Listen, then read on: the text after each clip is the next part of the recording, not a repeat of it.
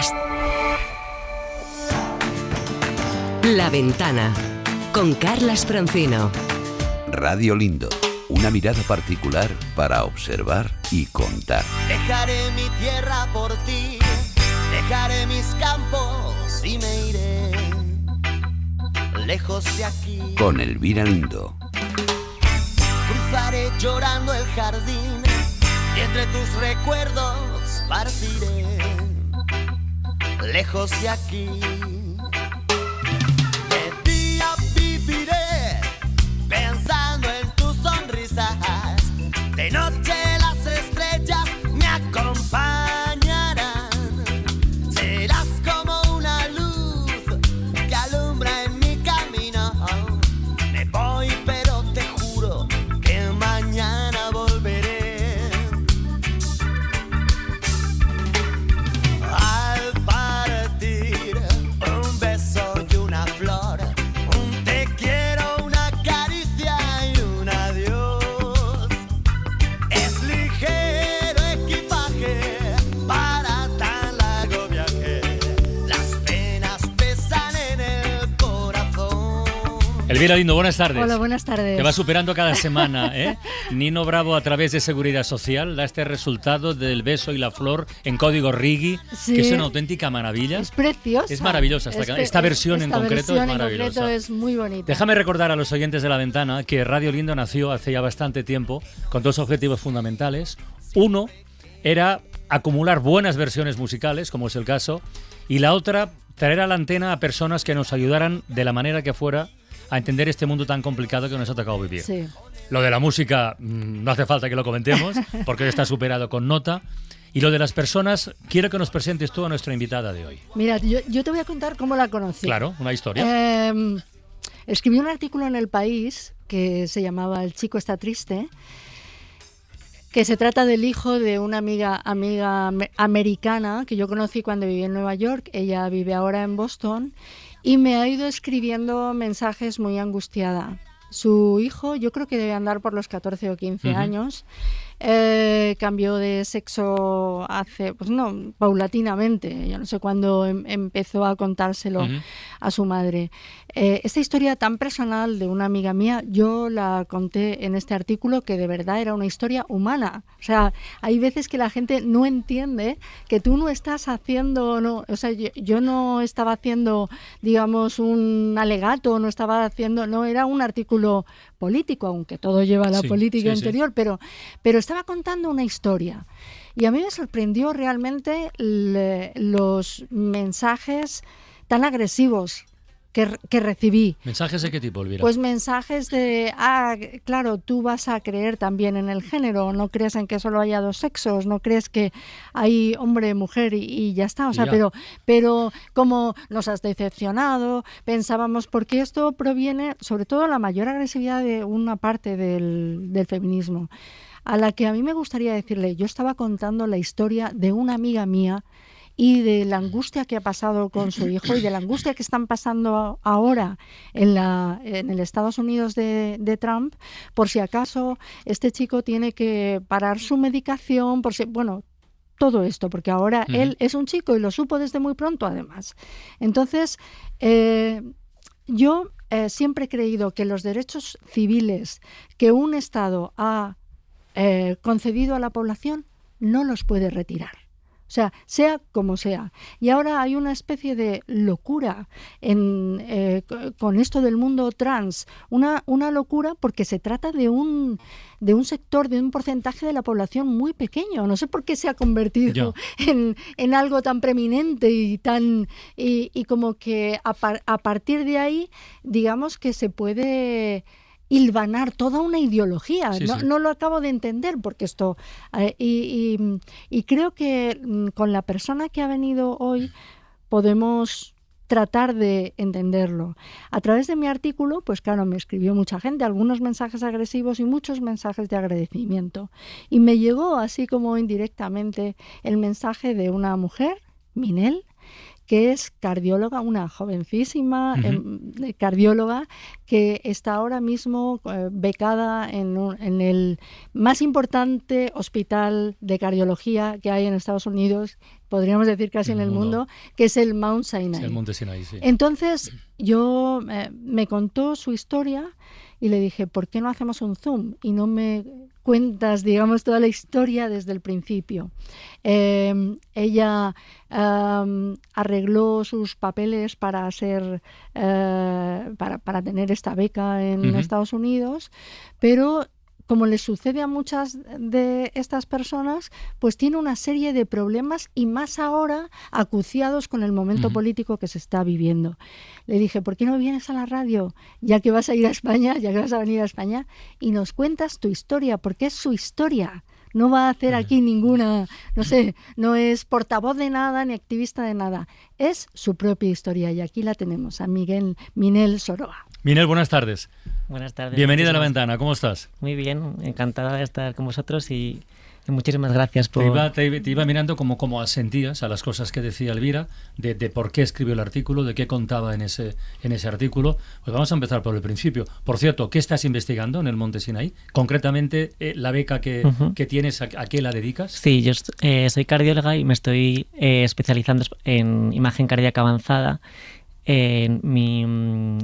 Mi trabajo es en el Departamento de Imagen Cardíaca Avanzada del Mount Sinai de Nueva York, y en concreto con resonancia cardíaca estudiamos pacientes con miocardiopatías, que son enfermedades que afectan el músculo del corazón, en concreto miocardiopatía dilatada, que es una enfermedad que tiene varias causas, muchas veces genética, en la que el corazón pues se va dilatando y va perdiendo fuerza. Y entonces pues en eso es un poco en lo que estamos ahora con mi proyecto de investigación. Ese momento político del que hablaba Elvira, hay que recordar a los oyentes que es un momento político vestido con una orden ejecutiva del presidente Trump que elimina cualquier referencia al género y proclama que hay dos sexos biológicos, hombre y mujer y nada más, punto y final. Esto, lo primero, ¿a ti te afecta a tu vida profesional y a tu vida personal? Pues no es una respuesta fácil. En Nueva York es un poco un oasis porque es un estado demócrata en el que hay mucha legislación que protege a las personas del colectivo LGTB, en concreto a las personas trans en los puestos de trabajo. Entonces, yo llegué en diciembre del año 23, llevo desde diciembre del 23 allí viviendo, y tuve muchas facilidades para poder vivir una vida tranquila y vivir mi vida normal. Yo es verdad que cuando en España la ley de las personas trans, la ley trans, vamos, la ley que trans se conoce, conocida, sí. ¿no? Pues salió en vigor.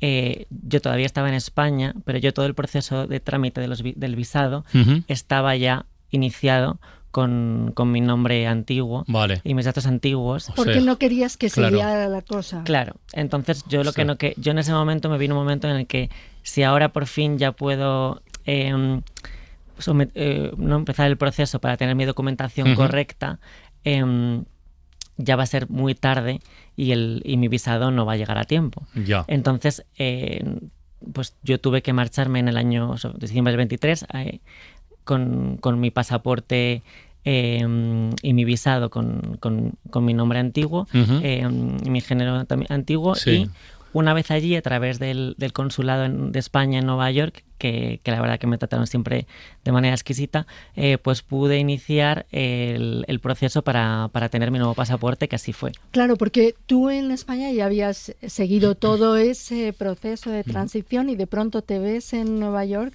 teniendo que responder a tu nombre de origen. ¿Qué es lo que tú sentías cuando de repente te veías llamada como está en tu, digamos, en tu hoja de bautismo? ¿Cómo te sentías y qué es lo que hiciste y quién te ayudó?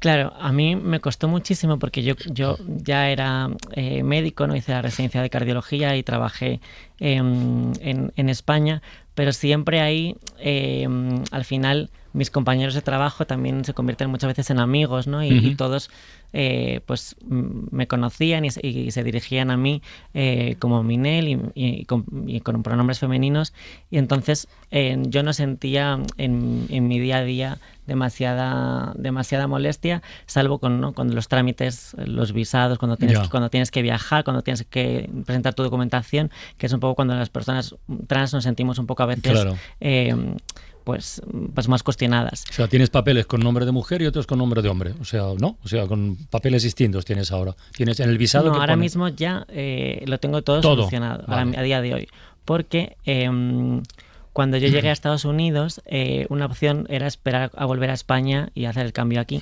Pero es verdad que, claro, yo había hecho todos mis cambios con mi nombre antiguo y llegas al hospital, un hospital que impone mucho, y te empiezan a llamar por ese nombre, y a mí al principio pues me daba como mucho pudor en explicar, ¿no? A veces cosas que son como muy íntimas a gente que acabas de conocer.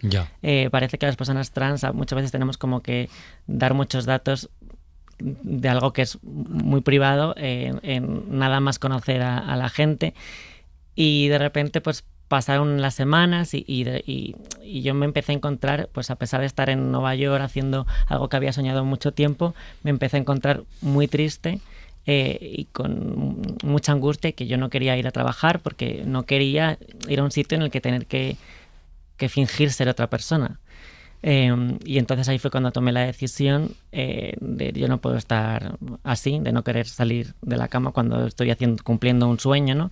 Y fue cuando pedí ayuda en el trabajo, y fue cuando descubrí que que la normativa del estado de Nueva York para las personas trans está muy avanzada y protege mucho a las personas trans. Con mis compañeros de trabajo no hubo ningún problema, y a través del consulado de España en Nueva York empecé a hacer todos los trámites y obtener mi pasaporte en diciembre del 24. ¿Cuándo tendrías algún problema? Si tuvieras que renovar tu visado allí en Nueva York. Pues cuando tuve mi nuevo pasaporte, claro, mi visado estaba en el pasaporte antiguo con otro nombre. Claro, entonces, la verdad que el servicio internacional de recursos humanos del Mont Sinai fueron bastante listos, y como todavía no había entrado Trump a la presidencia, pero ya estaba elegido, me recomendaron, dijo, viaja en enero, viaja cuanto antes y pon el visado en tu nuevo pasaporte con los nuevos datos, te damos toda la documentación que necesites, pero si puedes hacerlo, viaja y vuelve antes del 20 de enero. Al final, bueno, por cuestiones un poco técnicas y tal, pues yo obtuve mi visado, pues creo que un 28 de enero sin problemas aquí en la embajada en Madrid, y a final de enero pude regresar a Nueva York sin ningún problema. Pero justo ya nada más llegar, ya empezaban las noticias de la nueva normativa que Trump estaba aprobando, en el que anulaba por completo la existencia de las personas trans y reconocía únicamente 2 sexos, los asignados al nacer, y si hubiese esperado cuestión de una semana o 2 semanas, yo ahora mismo o no tendría visado o tendría un visado que pondría otro género al que pone en el propio pasaporte. Sí. Lo cual sería un lío. ¿Qué sientes tú ante todo este ambiente y donde todo el asunto de los trans se ha constituido como tan paradigmático entre los trampistas y los no trampistas? Los primeros días, estando allí además, que siempre estás como lejos de mucha gente, ¿no?, de tu familia y tal, me sentía muy sola y tenía mucho miedo, porque los primeros días parecía que empezó todo y cada día era una cosa nueva, cada día era una ley nueva, y sentías que eras un poco, estabas en el ojo del huracán y no entendía por qué mi vida, por qué yo al final, ¿no? Pues una persona que intenta levantarse por la mañana y ir a trabajar, hacer su trabajo lo mejor posible, hablar con su familia, ver a sus amigos, porque era tan importante como quitarnos, ¿no?, derechos tan adquiridos. Pues no solo Trump, el Tribunal Supremo del Reino Unido acaba de sentenciar que las mujeres trans legalmente no son mujeres. lo cual ha sido celebrada, por cierto, ya que tenemos una escritora aquí, por J.K. Rowling, que es una transfoba reconocido por ella misma, no lo digo como tal, sino que... Y lo que comentaba antes Elvira, y a lo mejor no sé si tendrá respuesta para eso, pero ¿qué le ocurre a una parte del feminismo para tener esta... Se pueden tener opiniones, pero tan beligerantes contra las personas trans?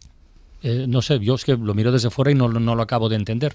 Puedo respetar las opiniones de todo el mundo, pero esta animadversión, es que tú que lo has hablado con alguien esto de, no sé. Sí, a mí me entristece mucho por lo que dices, que es un debate que está dentro del feminismo. Entonces yo entiendo que pues gente de gente de extrema derecha con la que pues no me va a entender o que sus derechos mis derechos nunca van a luchar por mis derechos, pero es verdad que a mí siempre me ha entristecido con todo el debate que hubo con la ley trans, que yo pensaba que al final a las feministas creo que nos une mucho más de lo que nos separa, y que podemos, o esa es mi opinión, que tenemos la capacidad de poder sentarnos y que tenemos muchísimo más en común y que podríamos poner esas diferencias al lado para intentar entendernos, porque la empatía yo creo que es la base de la mejora de todas estas condiciones. A mí no me gustan los términos muchas veces como de TERF, TERFA, esos un poco despectivos.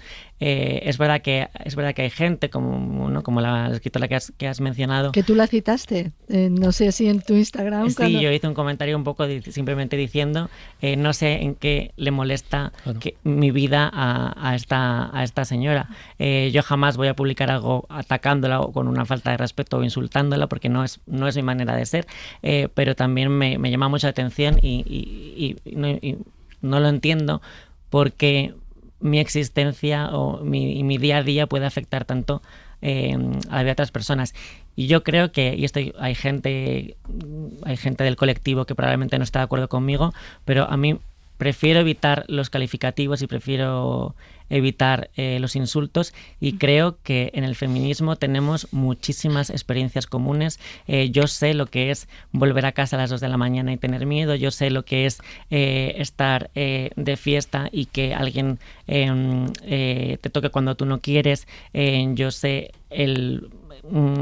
lo que es que hablen a tu compañero, a lo mejor cuando vas en el hospital con un médico y a lo mejor tú vas con tu residente pequeño y le hablan a él como si fuese el único médico que hay en la sala y que no te miran a ti. Yo eso que muchas compañeras doctoras, por ejemplo, lo han vivido, yo lo he vivido, y creo que lo que mi experiencia, lo que yo he vivido es mucho más que lo que nos separa.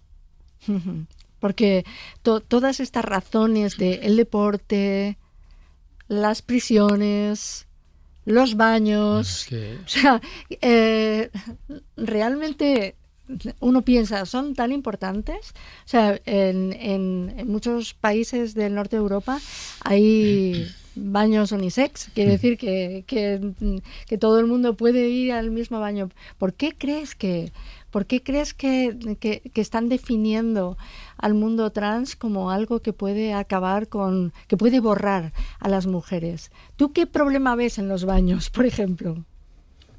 Yo la verdad que da un poco de apuro hablar de esto así. ¿Sí? No. Es que es un tema muy delicado, porque claro, es un tema que parece una tontería ir al baño. Porque tú me contaste algo, sí, Minel, y me parece que podemos entender algo de lo que tú sentías en el colegio si tenías que ir a un baño a otro. Yo creo que es importante hablar de esto, porque poner el foco en algo tan estúpido como es un baño, me parece que es que nos hemos vuelto locos. A mí lo que me ocurría es que yo desde que tengo uso de razón, desde muy pequeña, yo no supe poner palabras a lo que a mí me ocurría y expresarme y saber pues que yo me sentía distinta al resto y que era una persona trans y que esto era lo que me pasaba. Yo eso no supe ponerle nombre hasta bien avanzada la adolescencia, yo diría que en torno a los 17 años, que leí el manifiesto contrasexual de Paul B. Preciado, que para mí fue una revelación, y empecé a poder ponerle palabras. Entonces, yo creo que ahora hay mucha más información acerca de las personas trans, pero que durante mi infancia yo no tenía tanta. Y a mí lo que me ocurría es que yo me sentía diferente, yo no me sentía como los demás niños.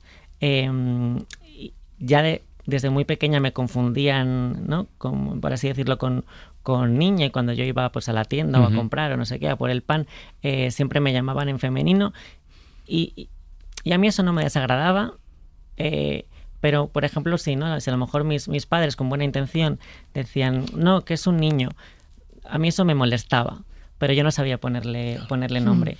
Y en el colegio, que yo recibí bullying durante mucho tiempo en diferentes colegios, con los típicos insultos que muchas veces las personas trans o los niños muy amanerados pues tienen. A mí me daba pavor ir al baño de los chicos. Claro. Yo nunca he ido en el colegio, en ninguno de los colegios en los que he estado, yo nunca he ido al baño. O sea, por decirlo así, te esperabas hacer pipí para cuando ibas a tu casa. Yo por la mañana me levantaba a las 7 de la mañana, y antes de coger el bus del autocar a la ruta, ¿no?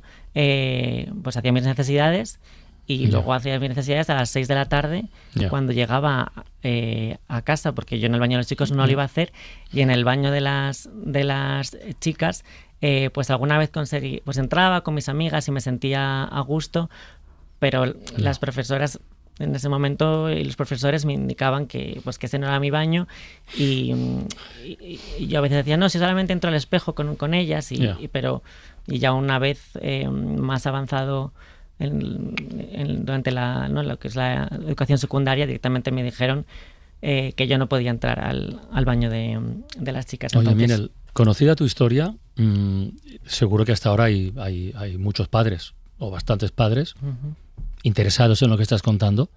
A mí el verbo aconsejar me da un poco de repelús, pero si tuvieras que dar algún consejo o compartir tu experiencia con padres, madres que están escuchando y que tienen en casa un chico o una chica trans, y que, bueno, es complicado gestionarlo, no sé qué les dirías.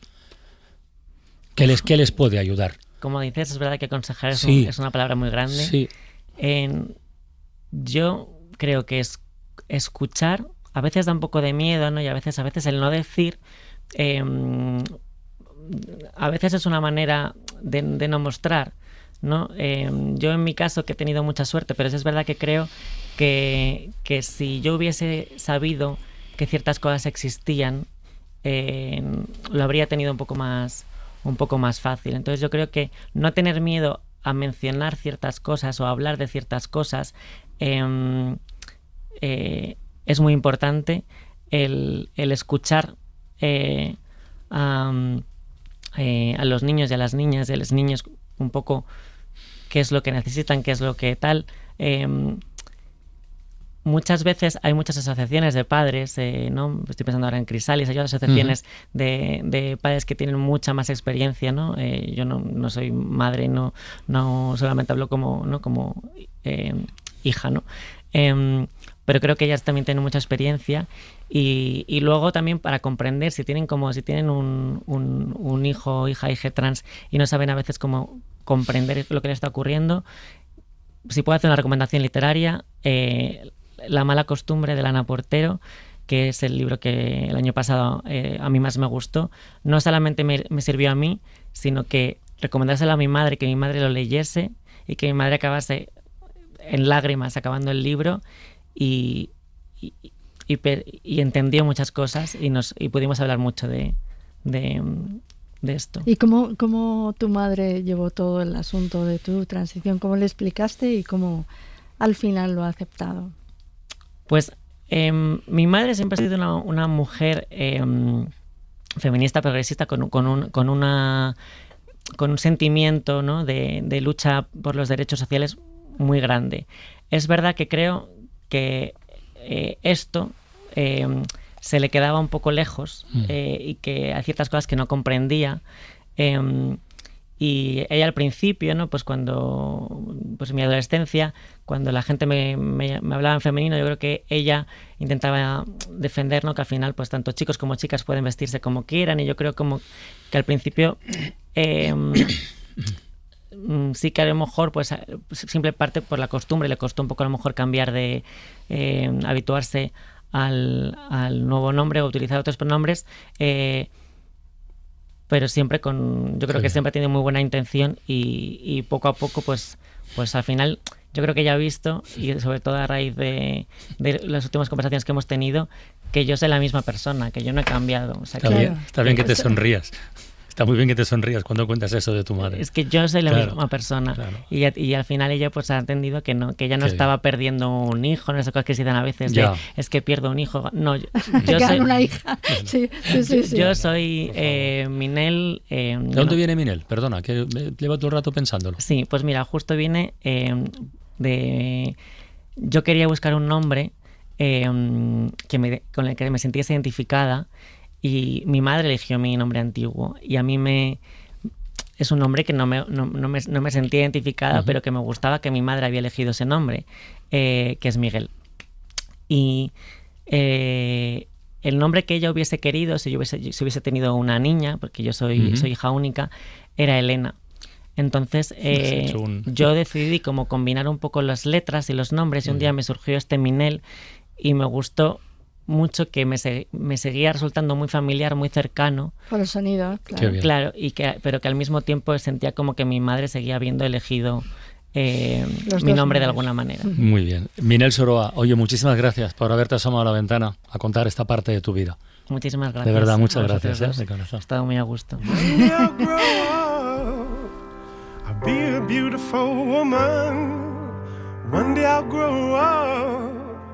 I'll be a beautiful girl. One day I'll grow up. I'll be a beautiful woman. One day I'll grow up. I'll be a beautiful girl. But for today, I am a child. For today, I am a boy. For today, I am a child. For today, I am a boy.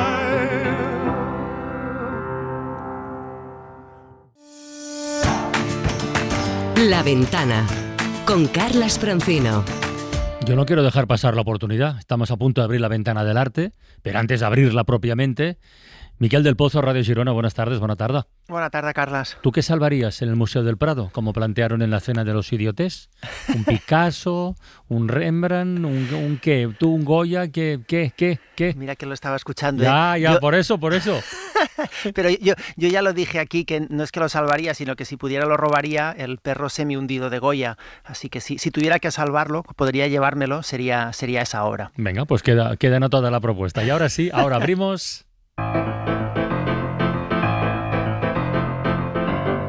La Ventana del Arte, con Miquel del Pozo.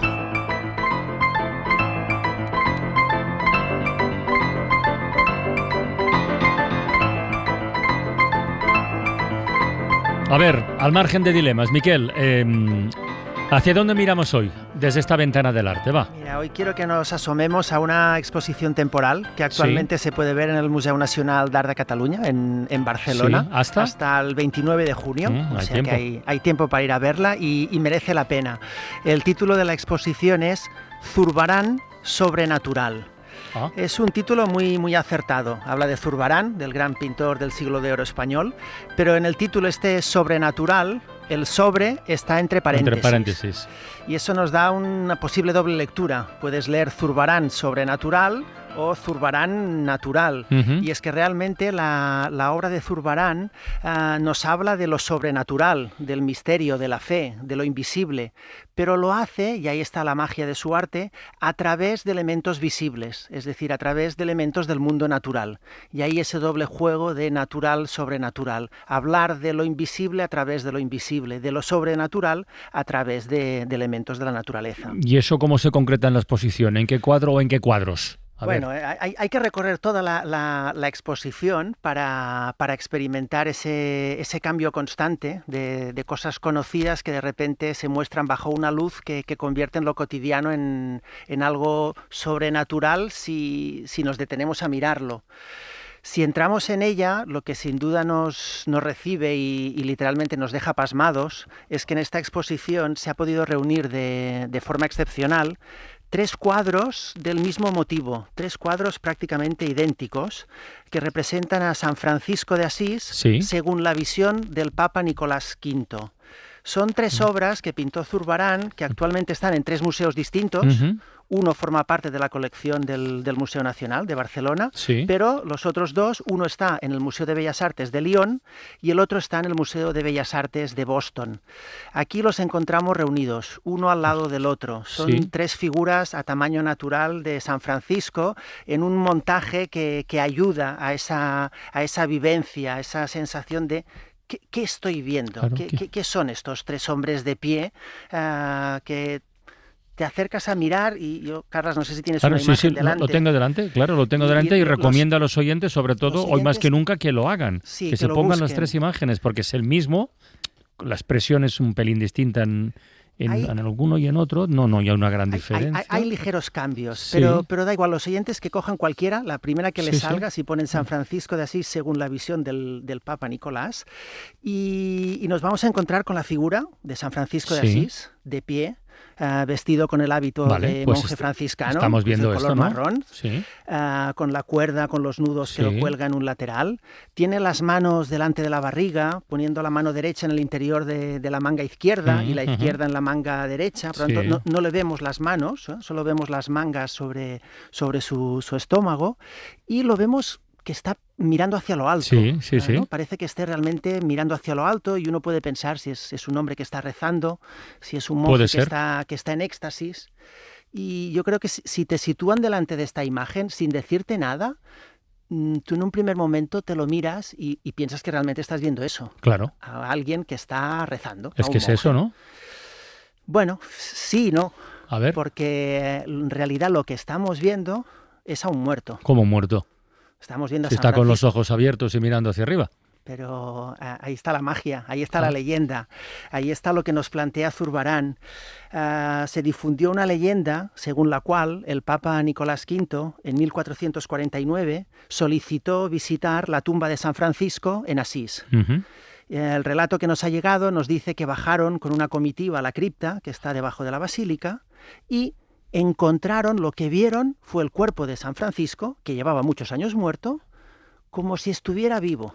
Estaba de pie, tenía las manos delante de la barriga, así tal como lo vemos en la pintura de Zurbarán, y estaba mirando hacia lo alto. Tenía los ojos abiertos y la carne parecía una carne viva, pero en realidad estaban viendo a un estaba muerto. Está muerto. Estaba muerto. Ese es el milagro, es decir... leyenda, ¿no? Sí. Una leyenda, claro, es una leyenda. El cuerpo no se había corrompido, eso es lo que contó el relato. Esto despertó gran devoción y existen muchas obras que nos cuentan esa visión del Papa. Pero normalmente en esos cuadros o en esos grabados vemos a toda la comitiva del Papa con sus acompañantes, con unas antorchas, que se encuentran al cuerpo de San Francisco incorrupto. Lo novedoso, lo impactante de Zurbarán es que elimina toda esa parte más narrativa y lo que hace es situar al espectador en los ojos del Papa, situarnos en esa visión. Imaginemos que nosotros hemos bajado a la cripta y de repente nos encontramos allí en la oscuridad el cuerpo de San Francisco, que parece que está vivo. Y ese es el reto de la pintura. Y realmente lo consigue. Es impactante verlo, porque tú tienes ese primer momento de parece que está vivo. Pero cuando le miras los ojos ves que hay algo como extraño en la expresión, en cómo están colocados, están un poco idos. Se le ve un poco los dedos de los pies en la parte baja. Y ves algo extraño que evidentemente cuando conoces la historia dices, no es un cuerpo vivo, es un cuerpo muerto que no se ha corrompido. Bueno, existe un escrito que testimonio de lo que supuestamente encontraron. Mira, lo voy a leer porque es literal. Dice: Y era cosa de admiración que un cuerpo humano muerto de tanto tiempo estuviese de la manera que estaba. Porque estaba de pie derecho, no allegado ni recostado a parte alguna. Tenía los ojos abiertos como de persona viva y alzados contra el cielo. Estaba el cuerpo sin corrupción alguna de ninguna parte, con el color blanco y colorado, como si estuviera vivo. Tenía las manos cubiertas con las mangas del hábito delante de los pechos, como los acostumbran a tener los frailes menores.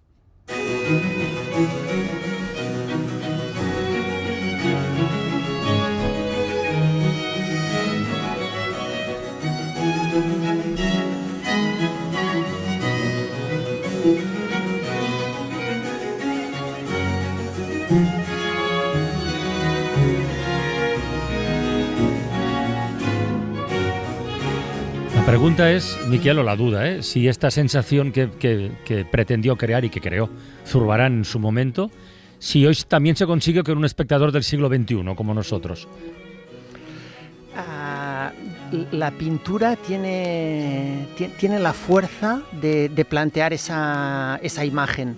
Evidentemente tienes que ser consciente o saber qué es lo que vas a ver, qué es lo que el pintor te quiere plantear, que quiere situar delante de una visión imposible. Cuando encontraron realmente el cuerpo de San Francisco, encontraron los huesos, un cráneo y los huesos del cuerpo. Su cuerpo no está como vivo como lo vemos en la pintura, pero eso es lo que nos decía la leyenda. Y realmente, si tú entras en la sala del museo y te acercas a mirarlo, tienes la sensación de estar viéndolo. Oye, ¿y por qué lo de las 3 versiones casi idénticas del mismo cuadro? Claro, esto nos puede sorprender quizá en la actualidad, pero era algo habitual en Zurbarán y en muchos otros artistas. Los artistas vivían de vender su arte y, por tanto, hacían copias o réplicas de cuadros para satisfacer a otros clientes que querían una obra igual. Si ahora yo quisiera un Zurbarán, un San Francisco pintado por Zurbarán, no conseguiría reunir el dinero necesario para comprar una de estas 3 pinturas. Pero en la época de Zurbarán yo podía ir al taller y pedirle, yo quiero un San Francisco como el que he visto que tiene no sé quién. Y el pintor, encantado, hacía una réplica, porque vivía de eso. Entonces, por eso nos han llegado. Es muy bonito poder verlos uno al lado del otro, estos 3, ver las ligerísimas diferencias que hay en la tonalidad, en la expresión, y también te permite reconstruir la pintura que forma parte de la colección del museo. Claramente fue recortada, es más pequeño la pintura que vemos nosotros ahora, y en la versión de Lyon y Boston vemos que falta la parte de la hornacina, de la arquitectura que describe un poco el habitáculo donde está el cuerpo. Son tres imágenes casi idénticas, pero que cada una de ellas yo creo que te percibes algo distinto, y pensar que el mismo pintor, la misma mano, las ha vuelto a realizar.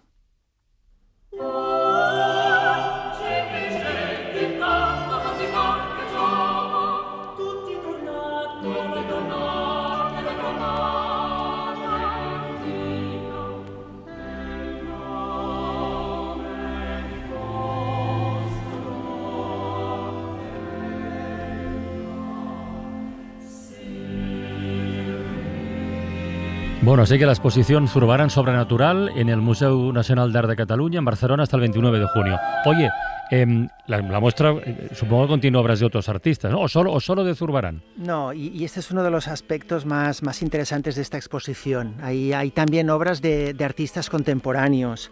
En las mismas salas cohabitan obras de distintas épocas y invitan al espectador a que trace paralelismos o que establezca diálogos entre estas piezas. Tú entras en la sala donde están los 3 San Franciscos de Zurbarán, y cuando ya decides separarte de esa imagen, cuando decides seguir el recorrido, te giras y descubres que justo a tu espalda hay una inmensa pintura de tapies. Un tapies que hace 4 metros de ancho por 2,76 de alto. Una tela que se titula Gran Tela de Gris. La presentó en Documenta en 1964. Es una obra de arte contemporáneo donde vemos marcas, texturas, pliegues, tachaduras, incisiones, signos. ¿Es una obra abstracta o no? Parece, ¿no? ¿O no? Nos podría parecer una obra abstracta, ahora, no sé. Aunque Tapies nunca lo era abstracto, siempre se refería a la realidad. Y aquí lo bonito es que tú establezcas ese posible paralelismo o no. Yo cuando llevaba unos minutos mirando a una obra, mirando a los Zurbarán, perfectamente el Tapies podría ser un zoom muy cercano de la túnica de San Francisco. Esas túnicas que llevaba llena, no la que está pintada, sino la que llevaba San Francisco, que sabemos que estaba llena de remiendos, de marcas de uso, de pliegues. Bueno, Tapies nos está hablando de la materia, de esa materia también que se corrompe. En el otro lado, Zurbarán nos está mostrando un cuerpo que no se corrompe, pero que está envuelto en un manto, en una cuerda que parece que la puedas tocar. Hay materialidad en los dos artistas y la invitación que nos hace la exposición a compararlos es muy interesante. ¿Y esto que dices, y esto que se dice a veces, de la conversación entre artistas? Aparte de esta conexión Zurbarán-Tapies que acabas de comentar, ¿hay alguna otra? Sí, hay varios momentos. Lo que pasa es que las obras no conversan entre ellas, las obras son mudas, están allí y somos nosotros los que tenemos que ir de una a la otra. Pero evidentemente hay montajes muy evidentes, y una es a partir de la pintura de Zurbarán, Naturaleza muerta con plato de membrillos. Es una pintura donde vemos cuatro membrillos colocados sobre un plato con un paño blanco que se ve en la parte derecha. Zurbarán seguramente ha tenido unos membrillos delante, unos membrillos de verdad, y los ha inmortalizado en una tela de 1633, que nosotros todavía la podemos mirar tal como él la pintó. Los membrillos que él utilizó de modelo, si no se los comió, se fueron secando y se pudrieron, que es lo normal, ¿no? La fruta se pudre. En el cuadro de Zurbarán no se pudre, está ahí perfecta, pero se intuye, pero sabemos que ese es el paso natural. Justo al lado de la pintura han colocado una fotografía contemporánea de Toni Catany de 1988, que es Naturaleza muerta, donde vemos también 4 membrillos, pero en este caso son 4 membrillos claramente en un estado de podridos. Naturaleza muerta de verdad. De verdad, es una naturaleza que se está muriendo delante de nosotros, con trozos negros, con uno de los membrillos está lleno de moho, pero ese es el destino del membrillo. La historia del arte está llena de estos recordatorios de muerte, que nos hablan de nuestra mortalidad, de nuestra condición, a través de flores y frutas que se marchitan. Y aquí es un poco el juego del título. A través de lo natural nos hablan de otras cosas. A través de los membrillos nos hablan del paso del tiempo, de la caducidad, de lo efímero de toda existencia y de lo que nos espera a nosotros. Nos vamos a descomponer como los membrillos, ¿no? Sí.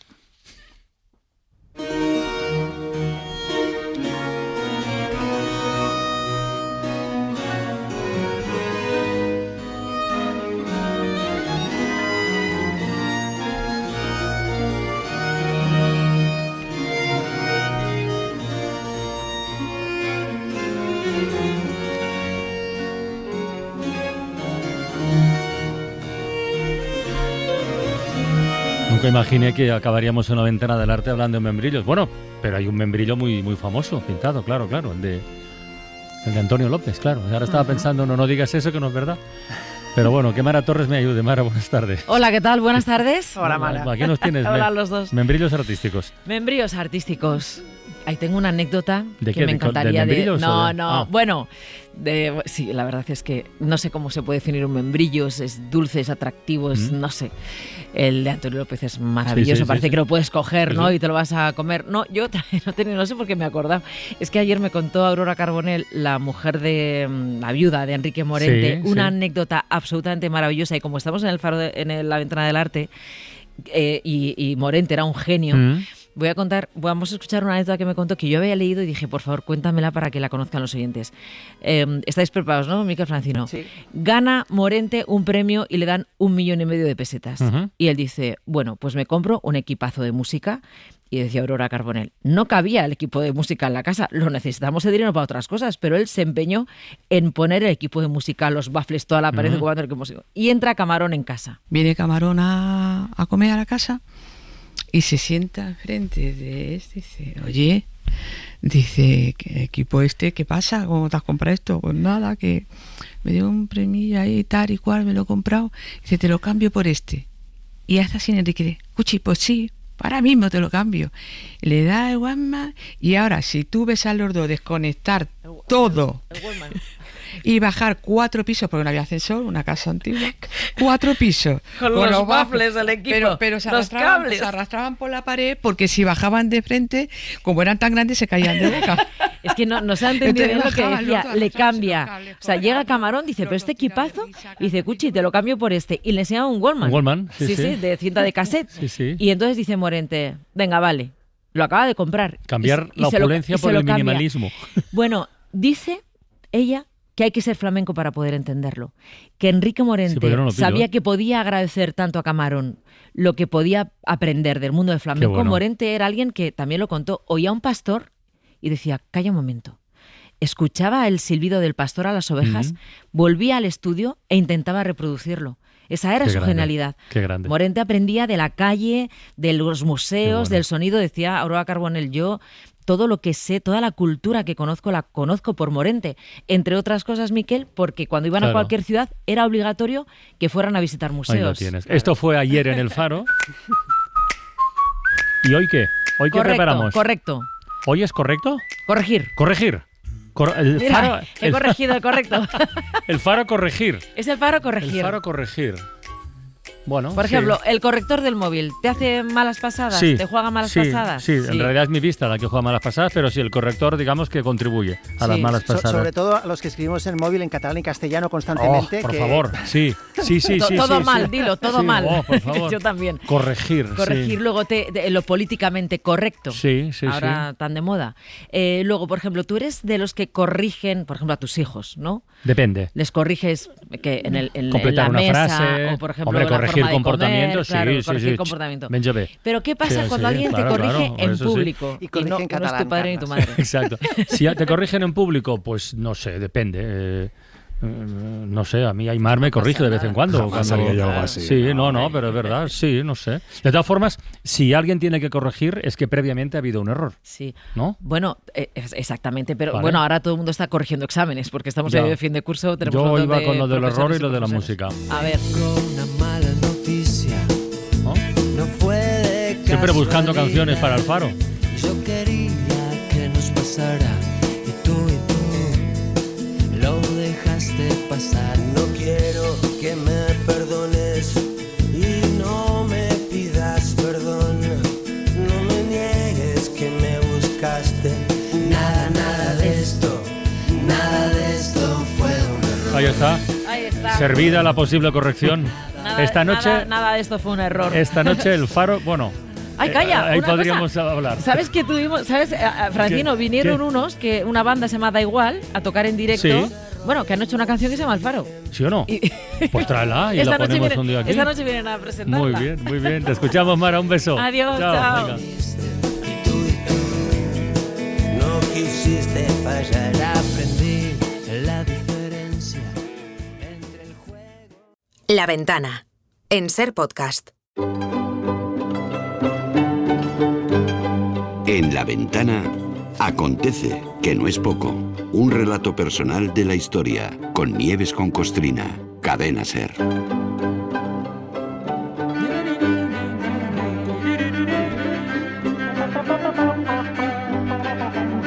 Hola Nieves, buenas tardes. Hola Carlas, buenas tardes. Ya sabes que hoy en nuestro paseo diario por la historia nos toca decíamos ayer, pero literal. Sí. Literal, decíamos ayer. A ver, no es frecuente que un personaje, por importante que sea, dé tanta guerra después de muerto. Pero la verdad es que Colón supera todos los registros, ¿eh? Sí. Por eso estamos contando la historia en 2 capítulos. Sí, a ver. Sí. Yo creo que luego incluso a Colón lo superó Evita. Pero esa es otra historia. Pero, Evita tiene vaya, algún día hablaremos de ella. Sí. Bueno, ayer dejamos abierto un buen conflicto diplomático entre República Dominicana y España que todavía no se ha resuelto. Porque hace 520 años que murió Cristóbal Colón. Exactamente. El gobierno español defendiendo que Cristóbal Colón estaba enterrado en la Catedral de La Habana desde que lo trasladaron desde la de Santo Domingo. Y los dominicanos refutando con pruebas que se equivocaron de muerto y que se llevaron a otro. Ayer dejamos la historia en que hasta el cónsul español en Santo Domingo, en aquel 1877, que es el momento del que estamos hablando, José Manuel Echeverri, se llamaba el cónsul, reconoció el error español al creer que se habían llevado a Cristóbal a Cuba.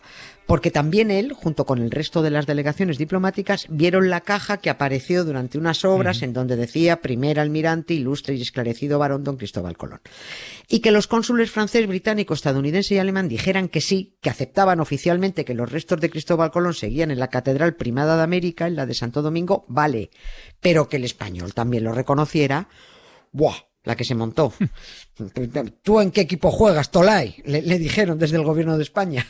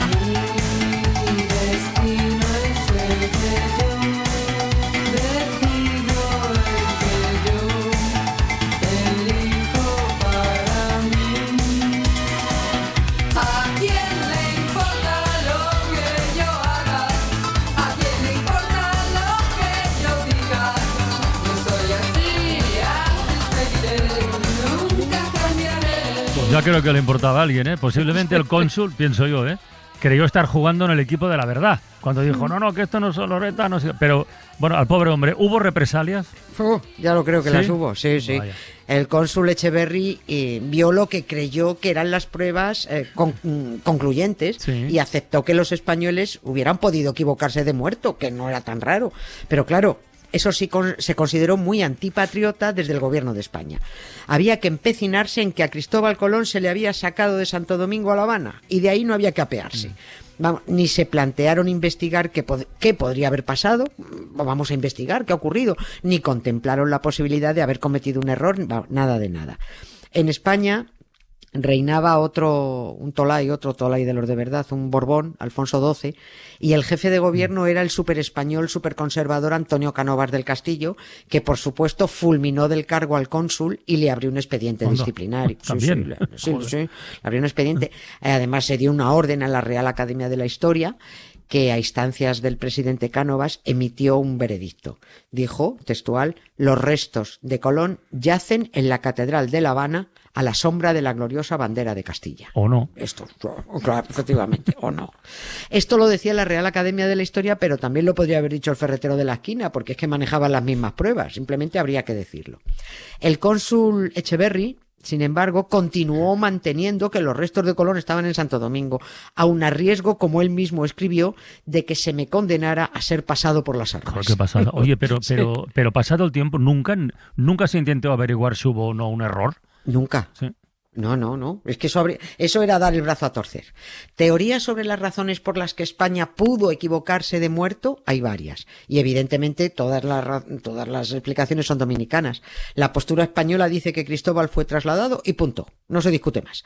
Una de las explicaciones dice que cuando el corsario británico Francis Drake intentó atacar la isla de La Española en 1585, las autoridades españolas de la isla, ante el temor a que los ingleses consiguieran hacerse con Santo Domingo, exhumaron a Colón para protegerlo y lo movieron de su tumba original.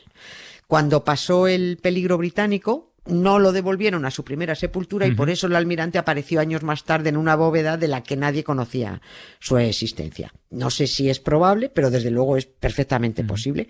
Porque, mira, además exactamente eso ocurrió también en la Catedral de Compostela con esos huesos de Santiago, que son un fraude, porque no hay huesos ni nada, nunca los ha habido, pero en el siglo XVI, en una de las muchas incursiones del corsario Francis Drake contra posesiones españolas, fue a atacar Coruña y ante el temor de que ese pecador protestante llegara a Compostela y se cargara la catedral y el sepulcro, el arzobispo Juan de San Clemente dijo él que había escondido los huesos de Santi, pero no dijo dónde, ni cómo, ni qué huesos. Luego los hicieron reaparecer por sorpresa en el siglo XIX porque el negocio de la multinacional estaba flojeando. O sea, resumiendo, podemos decir entonces que para los dominicanos Cristóbal Colón no se ha movido de Santo Domingo desde que lo trasladaron desde Sevilla. Exactamente. ¿No? Eso es lo que dicen exactamente, ellos. Vale. Sí. Por cierto, esto de lo de Santi y Francis Drake lo retomaremos un poquito más adelante, que tiene historia. Lo de Coruña, cuando atacó la costa gallega. Sí, cuando atacó, cuando el intento de invasión de España. Sir Francis Drake, un respeto. Sir Francis Drake. Un respeto para los corsarios y los piratas. Sí. Para los dominicanos, respecto a lo que decías, para los dominicanos, ahí terminó el periplo de Colón y allí sigue con ellos. Los españoles, en cambio, seguían con los huesos de Cristóbal, a los que llamaremos presuntos a partir de ahora, seguían con ellos de la ceca la Meca, porque España perdió Cuba en 1898 tras la guerra con Estados Unidos, así que hubo que empaquetar otra vez los huesos de Colón camino de España, de Sevilla, de la misma ciudad de donde habían salido 300 y pico años antes. Valladolid, fíjate la cuenta, Valladolid, Sevilla, Santo Domingo, La Habana y ahora otra vez Sevilla. Cristóbal Colón regresó para el que iba a ser, según los españoles, su quinto entierro. Y esa travesía desde Cuba a España había supuesto, si es que era él, la culminación de su quinto viaje de ida y vuelta. Sí. Todo esto es muy absurdo, pero es muy entretenido, la verdad. Sí que lo es. Sí, entretenido. Por supuesto, los dos países seguían manteniendo que tenían en su poder al auténtico Cristóbal Colón, y los dos prepararon grandes mausoleos para presumir de conquistador. Que lo de los españoles puedo entenderlo, pero lo de los dominicanos, yo qué sé, celebrando al tipo que solo 18 años después de que los conquistadores pusieran el pie en la isla de la Española, el 90% de los taínos había muerto y el 10%, por eso empezaron a llevar manos clavas desde África, porque se les murieron todos los nativos, pero es que el 10% restante estaba hecho polvo. Es verdad que la mayoría, muchos murieron por desnutrición y malos tratos, o sea, muchos murieron por desnutrición, pero una mayoría fue por enfermedades para las que no tenían defensas, ¿no? Pues yo creo que los dominicanos deberían revisar ahora sus referentes ya. Bueno. Oye, sabemos que en la Catedral de Sevilla hay un gigantesco mausoleo donde instalaron los presuntos huesos de Colón. ¿Los dominicanos dónde tienen al suyo? A su Colón, quiero decir. Aquí se les fue la pinza. En una especie de mastodonte de hormigón que llaman el Faro a Colón. Los turistas que hayan ido por allí los conocen todos porque les llevan. Se les fue la olla. No. ¿A quién se le ocurre a un país con la población empobrecida, con tantas carencias, emplear decenas de millones de dólares que emplearon en construir una cosa que mide 731 metros de largo? ¡Ostras! Con 6 campos de fútbol puestos en fila, ¿eh? Y todo eso para guardar los huesos de un muerto que te conquistó. Bien. Lo hicieron, el mausoleo que construyeron, una cosa absolutamente desproporcionada, lo hicieron para inaugurarlo en 1992, quinto centenario del descubrimiento de América. Todo el mundo, intelectuales, políticos, sindicalistas, organizaciones populares criticaron la construcción del Faro a Colón por considerarlo un derroche fuera de toda justificación. Y bueno, cuando lo iluminaban era otra, no sé si sigue ocurriendo, pero antes, porque República Dominicana, que no andaba sobrada de energía, cada vez que decidía encender todos los faroles y enfocar al cielo un focazo que proyecta una gran cruz, bueno, Santo Domingo sufrió un apagón. No me lo puedo creer. Sí, esto era tremendo, ¿no? Esto fue alucinante. Fue todo un despropósito y total para decirle al mundo que dentro de ese mastodonte está su Cristóbal Colón.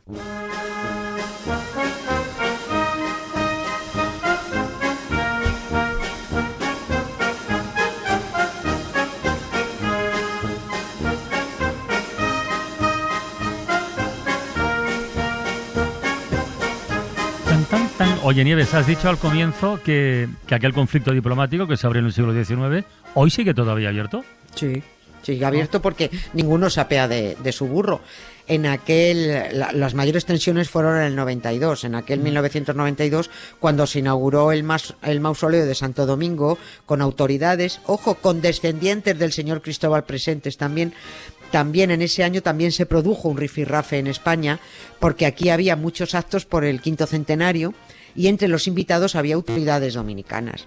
En Sevilla se celebró el primer encuentro americanista y llegó el momento de hacer la típica visita oficial a la catedral con las delegaciones diplomáticas para llegar hasta la presunta tumba de Colón. Claro, los dominicanos se negaron a posar ante los fotógrafos y ante las cámaras de televisión.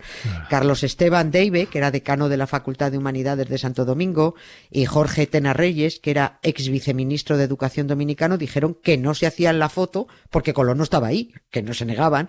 Colón estaba en Santo Domingo. Bueno, hubo movida diplomática en la catedral, mucha tensión de glúteos ahí, y todo por un muerto de hace 520 años. Esto es muy tonto. Esto es lo que estaba pensando justamente, ¿eh? Qué movida, de verdad. Sí. Oye, por cierto, se dio mucho bombo hace unos años a unas pruebas genéticas que decían que lo mucho o poco que haya enterrado en Sevilla, que sí que es de Colón. Bueno, sí. Sí puede que sean de Colón los 100 gramos, pero ¿de qué Colón? Además, es que no hay ni un solo estudio científico publicado sobre esto. Podríamos decir que todos son habladurías. Nos contaron que compararon los huesecillos del mausoleo de Sevilla con los huesos del hijo de Hernando Colón, que está enterrado también en la catedral, ¿eh? Y nos dijeron que los compararon con los del hermano Diego, que se quedó enterrado en la Cartuja, pero que estaban muy deteriorados, estaban unos huesos nadando en fango, de ahí no se podía sacar nada. Y nos dijeron que coincidían genéticamente. Vale, sí, pero es que no hay nada confirmado, e insisto, puede que los 100 gramillos sean de un Colón. Ya. Pero no de Cristóbal. Puede. Oye, ¿y los otros huesos, los de los dominicanos, los han analizado, los que tienen ellos o no? ¿Y si sale que no? ¿Qué? No. Ya. ¿De qué hacen con ese mastodonte? Después de haberle hecho esa cosa de hormigón. No han analizado nada. Por lo menos ellos tienen, si fueran verdad, ellos tienen un fémur, un peroné, un radio, una clavícula, un cúbito, 8 costillas, el hueso sacro, el coxis. En total, 13 fragmentos pequeños, 28 grandes y otros reducidos a polvo. En Sevilla hay mucho mausoleo, pero hay una mierdecilla de Colón que probablemente ni es él. Yo creo que el auténtico Cristóbal lo tienen los dominicanos, pero vamos, esto es una creencia, ¿no? Y que efectivamente los españoles se equivocaron de muerto cuando hicieron el traslado Santo Domingo-La Habana, pero bueno, también te digo que es que me da igual. Pero te las pasado bien contándolo, ¿a que sí? Hombre, sí, me ha encantado. Pues de eso se trata.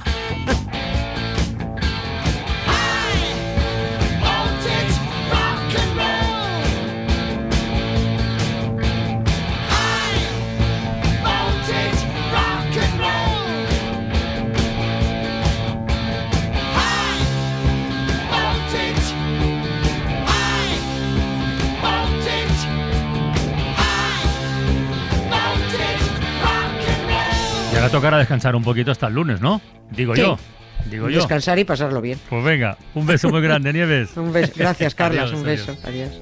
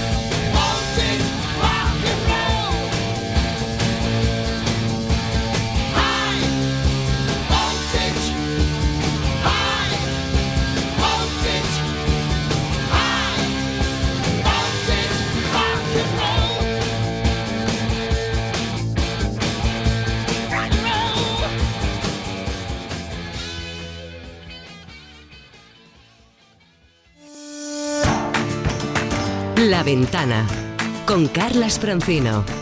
Pues esta hora habitualmente Isaías Lafuente está dando los últimos retoques a lo que es el resumen del día, lo más importante que ha pasado y lo que queda por ocurrir, pero Isaías ha cogido carrerilla para pillar sitio en el avión que nos lleva a Cantabria, donde mañana abrimos la ventana. Así que hoy repasamos, pero...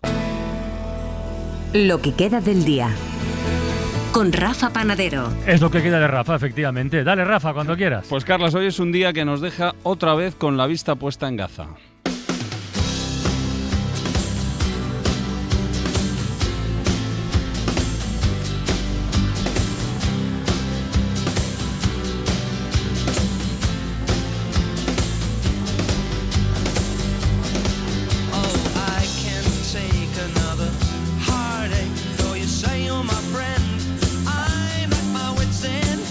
La noche pasaba por aquí, por la SER, el ex alto representante para la política exterior de la Unión Europea, Josep Borrell, y respondía así a las dudas sobre el término que cada vez se maneja más para describir lo que está haciendo Israel en la franja.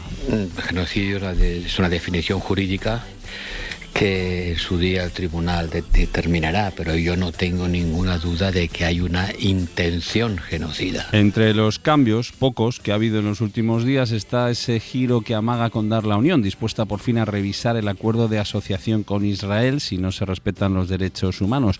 Algo es algo, pero según Borrell... Bueno, Europa ya hemos visto lo que ha hecho hasta ahora. Nada, nos hemos lavado un poco la conciencia dando ayuda humanitaria. Como si aquello fuera una catástrofe natural, ¿no? Como si hubiera habido un terremoto. Sobre la posición de Europa reflexionaba también en el abierto de Hoy por Hoy, esta mañana, Javier Aroca. Seguramente cuando Europa ya se mueva y haga algo, será a título póstumo. O sea, ya no habrá pueblo palestino al que aplicarle nada. El pueblo palestino habrá sido exterminado, masacrado, sometido a una matanza sistémica con el silencio de mucha gente y con muchos cómplices de ese silencio. Más allá de los movimientos diplomáticos y de la inacción o no de la Unión Europea, el día nos deja también el asesinato a tiros de una pareja de jóvenes diplomáticos israelíes en Washington a manos de un hombre de 30 años que les disparó y después gritó Palestina libre. El primer ministro israelí, Netanyahu, ha reforzado la seguridad en todas las embajadas y ha hablado de incitación salvaje contra Israel. Sobre el terreno en Gaza, hoy han muerto en bombardeos de su ejército al menos 30 palestinos. La cifra total de fallecidos en año y medio supera los 53.600.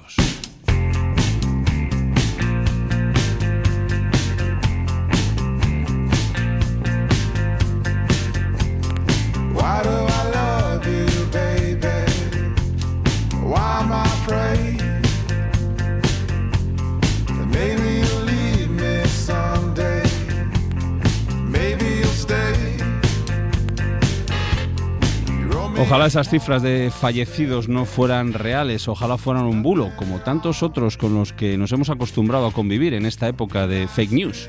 Pero los bulos, las mentiras, no son de ahora, está claro. Hoy en La Ventana hemos conversado con Mamen Mendizábal. En su programa Anatomía de, en La Sexta, recordará este domingo aquella noticia que decía que el cantante Miguel Bosé había muerto por complicaciones relacionadas con el SIDA. Ocurrió, atentos, en el año 92. La mentira ha existido siempre y el ánimo de hacer daño a los demás a través de las mentiras y a través de la difusión en los medios de comunicación, eso es más antiguo que la tana, ¿no? Entonces, que iban a por Miguel Bosé era un hecho. El primer bulo sobre su salud está en la revista Pronto en el año 80. Y desde el año 80 hasta el año 92, que es el día en que matan a Miguel Bosé, de manera recurrente hay llamadas a los medios de comunicación, llamadas concretas de personas que ponen fecha y hora, que dicen que tiene SIDA. Porque claro, años 90, en aquellos años no había redes sociales, pero aquel bulo, el de la muerte de Miguel Bosé, se extendió como si las hubiera. Yo creo que lo que ha cambiado ahora es la difusión, claro. O sea, es la tecnología lo que nos permite que a través de los teléfonos móviles la difusión sea masiva. En el caso de mi padre, hablo de mi padre porque tiene 83 años o mis tíos más mayores, para ellos la desinformación no les llega a través de las redes sociales porque no tienen, les llega a través del WhatsApp, de cadenas de WhatsApp. Por tanto, lo que cambia es el soporte. Entonces se utilizaban los canales habituales, el teléfono fijo, llamabas a la radio, sembrabas una mentira, te hacías pasar por no sé quién y así.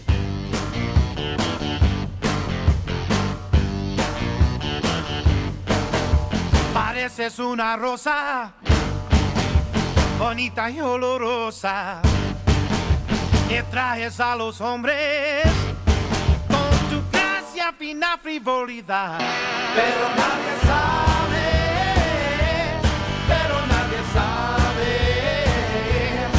que eres solo una hiedra ponzoñosa parecida a los sol.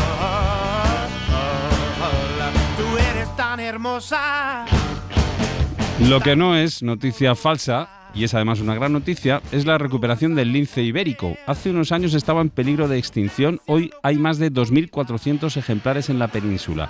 Paco Sánchez, biólogo y experto en linces, nos explica por qué cada vez es más fácil verlos. Y que se considera que está por encima de todo, entonces, por decírtelo de alguna manera, se considera como el león de la sabana, ¿no? Que le da un poco igual las interferencias humanas. Puedes estar en campo haciendo tus cosas, él hace las suyas y y a la gente ya te digo que le sorprende mucho. Hoy en La Ventana hemos hablado también de otros animales que están siendo noticia por otras razones cuando menos curiosas.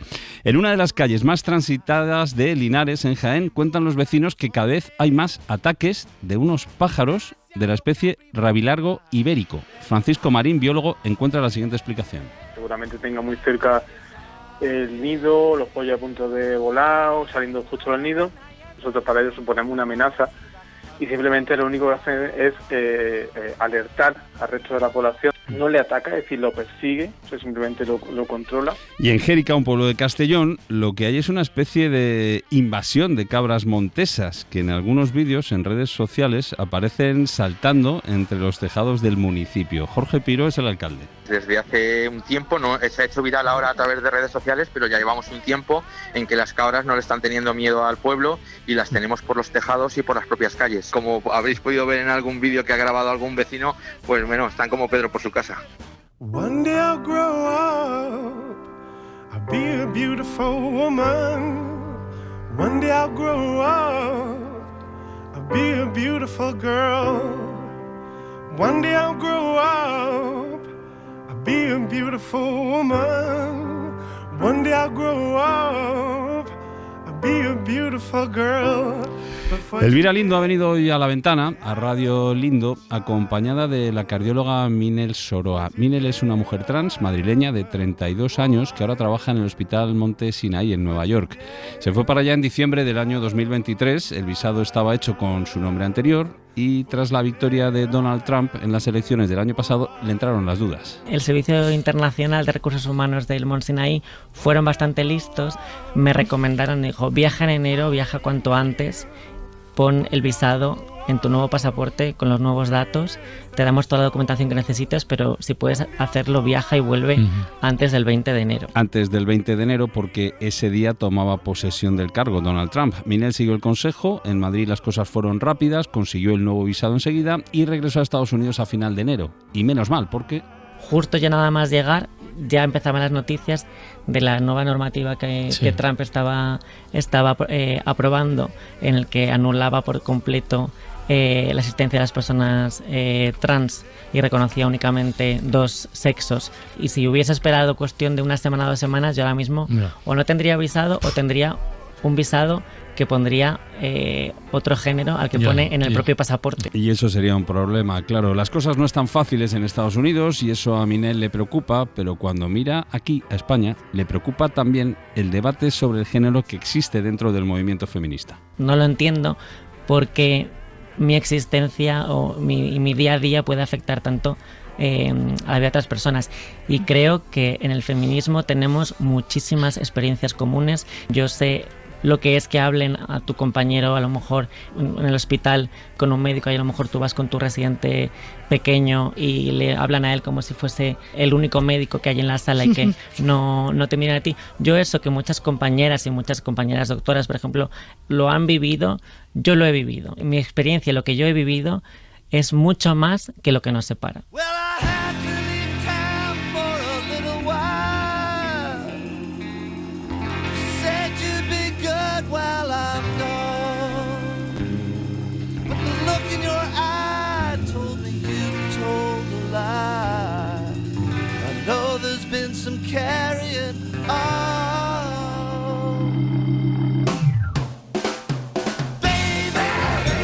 Los jueves, cada 15 días, son días de hacer nuevos amigos en Hoy por Hoy con Luis Alegre. Hoy se ha unido a la pandilla la actriz Lola Dueñas, con quien hemos recordado cómo fue su debut, aquel primer día en que se subió a un escenario. Su padre y Emma Penella estaban representando Los baños de Argel en el María Guerrero. Y entonces había unos enanos y uno de los enanos pues se puso malo y no apareció en el teatro, no podía venir. Y yo estaba dibujando y escuché la niña. Y de ahí me vistieron de morita y ala para afuera. ¿Y ese fue tu debut? Ese fue mi debut y recuerdo mucho que mi padre me dijo, Lolita, no mires al público. Y fue lo primero que hice. Había como unos telones de tela, se abrieron, me sentaron como en una piedra, de cartón piedra, claro. Se abrieron y me quedé mirando muy fijamente a una señora que me sonrió. Y me sacó de la mano Emma Penella y dijo que a nadie se le olvide que a esta niña la he sacado yo al escenario por primera vez. Pues sin que ella lo supiera aún, aquel día empezaba una larga carrera que ha llevado a Lola Dueñas a, en los últimos tiempos, participar, por ejemplo, en la serie La Mesías, la de los Javis, una serie que le deja unos cuantos premios y reconocimientos y le deja también algún recuerdo, digamos, complicado, porque tuvo que engordar 17 kilos para hacer su papel y para ella eso no es sencillo. Yo no engordo por constitución y entonces era imposible. O sea, tuve que quedarme quieta 2 meses. No podía andar, porque yo adelgazo en cuanto me muevo. Lloraba porque lo que me había costado cogerlo en cuanto me puse a rodar, encima con ellos, que no paran, como directores. Yo iba adelgazando por minutos. Al hilo de esa serie, Lola nos ha contado también que desde siempre ha sido y sigue siendo muy fan de Albert Pla. Cada vez que estoy contigo, yo descubro el infinito. Tiembla el suelo, la noche se ilumina y el silencio se vuelve melodía y es casi una experiencia religiosa. Sentir que resucito si me tocas, subir al firmamento prendido de tu cuerpo es una experiencia religiosa. Casi una experiencia religiosa. Contigo en cada instante, en cada cosa.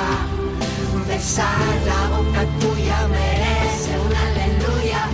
Es una experiencia religiosa. La carrera de Lola Dueñas parece que estaba muy clara desde niña. Ella quería ser actriz. La de Sergio Estevez fue otra cosa. El otro día Sergio nos llamó a Todo por la Radio para pedirle una improvisación a Arcano. Nos contó entonces que él era catador y nos quedamos con ganas de saber algo más. Hoy lo hemos invitado a La Ventana para que nos contara, para que añadiera datos a esa historia. Y resulta que estudió Derecho y Económicas, trabajaba de gerente en una empresa, pero... Es que realmente mi pasión de siempre es el tema de descubrir nuevos sabores, descubrir nuevos productos. Yo siempre que viajaba con una maletita pequeña para la ropa y una grande para traerme lo que yo llamaba popularmente las fricadas. Entonces con mis amigos hacíamos esas catas informales de fricadas de a ver qué ha traído Sergio de su viaje a no sé dónde. Pues de esos viajes a no sé dónde y de esas fricadas salió un blog, Lo Catamos, se llama, y de ahí su profesión actual, que tendemos a pensar que debe ser un placer eso de ser catador, eso de probar los mejores vinos, cervezas, whiskies, pero que tiene también su cara B, por ejemplo. Un licor típico chino que se llama Baijiu, lo peor es que vale como unos 600 euros. Hostia. Y es como, a ver, yo no he bebido gasolina nunca, pero sí que a veces cuando estás cargando el diésel en el depósito salen esos aromas de ahí y dices, uff, esto, si no es eso, se le parece. One bourbon, one sky, one beer. I say, hey, Mr. Bartender, come here, want another drink and I want it now. The girl, she gone, she been gone tonight. I ain't seen the girl since not a full ass. Wanna get drunk and get her on my mind. One bourbon, one sky, one beer.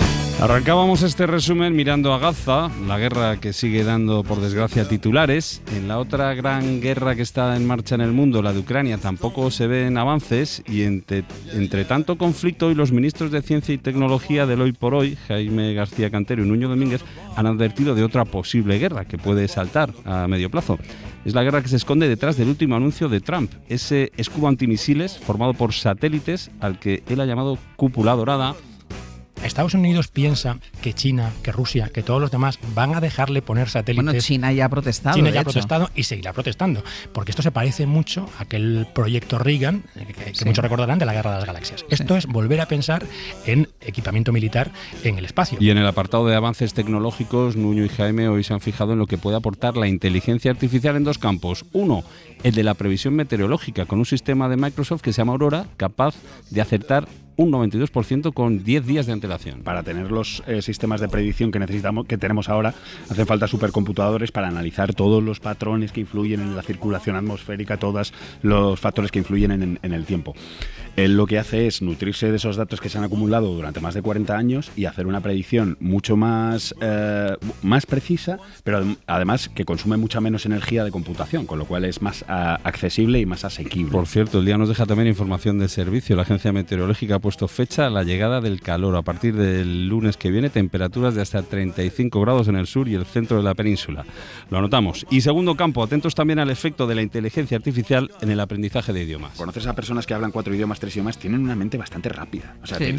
y claro, eso dentro de poco. Una de las novedades es que Meet, que es su herramienta para reuniones virtuales, Sí. va a introducir esto. Es decir, no solamente es que te va a traducir en tiempo real, sino Con que te tu va a propia traducir voz. con tu voz, Sí, con sí. tu tono y con tus giros en la voz. Es decir, claro, esto se anuncia así, se anuncia, usted ya no va a necesitar saber inglés. Ya, pero es que los idiomas también son cultura, ¿no? Sí, desarrollo cerebral. Pues mira, Rafa, antes de terminar del todo, una noticia, y la añadimos. Elton John y centenares de artistas británicos están protestando y mucho contra una ley del gobierno inglés sobre inteligencia ¿Es artificial que creen va a permitir que se ignoren los derechos de autor. Este tema habrá que seguirlo. Mañana tenemos música en directo, mañana estamos en Cantabria y cerramos hoy la ventana pues con Elton John y esta canción. Muy bien. Hasta mañana, un beso muy grande y mucho ánimo. Adiós. Me and Susie had so much fun, holding hands and skimming stones. Had an old Chevy and a place of my own, but the biggest kick I ever got was doing a thing called the Crocodile Rock, while the other kids were rocking round the clock. We were hopping and bopping to the Crocodile Rock. Well, crocodile rocking, a song to shock you when your feet just can't keep still. Para no perderte ningún episodio, síguenos en la aplicación o la web de la SER, Podium Podcast o tu plataforma de audio favorita.